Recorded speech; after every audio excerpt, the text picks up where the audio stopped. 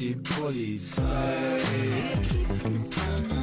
Ich bau mir jetzt mal so ein Teil zum das finden sie bestimmt auch geil.